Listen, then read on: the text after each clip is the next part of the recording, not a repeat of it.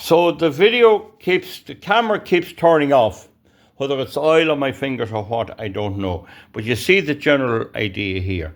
Now, this slide here can revolve, you see?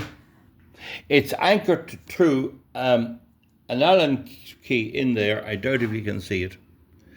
And that screws into the center here. And then you can put a bolt through here to reinforce it here. Now, the idea of this is you can turn this at an angle and mill at an angle. Do you get the point? Turning it into what is essentially a universal milling machine. Okay, now I'm going to show you what I'm doing. I just have to use a series of short videos if that's the way the phone works, okay?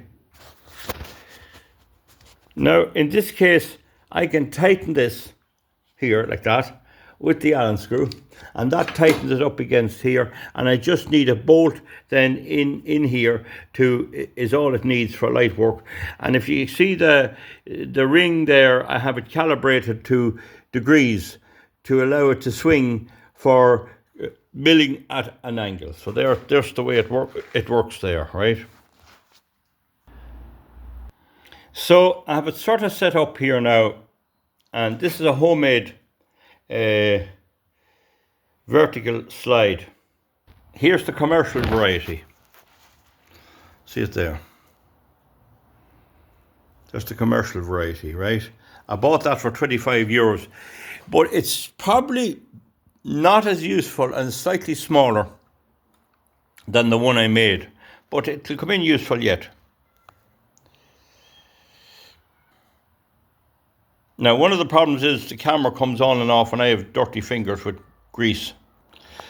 So the vertical slide has a depth control which I put on it, and they're tightened up. You see with 2 bolts here, depth control. And then I have a little bit of support here. It shouldn't be angled like that, but it's good enough. And then this is tightened in. This is the piston I machined. So the idea is to pull this over like that to get 2 slots each side. And the way I know that they're right is I bring the thing over and I set the tool to the bolt, which is roughly the center of the ring. Now, I'll have to do this accurately, you'd need more precise setup for this. You'd have a dial gauge. But this is good enough. This is only a lid of a tank. So we have it there. I'll take another look at it now and get the final adjustments ready.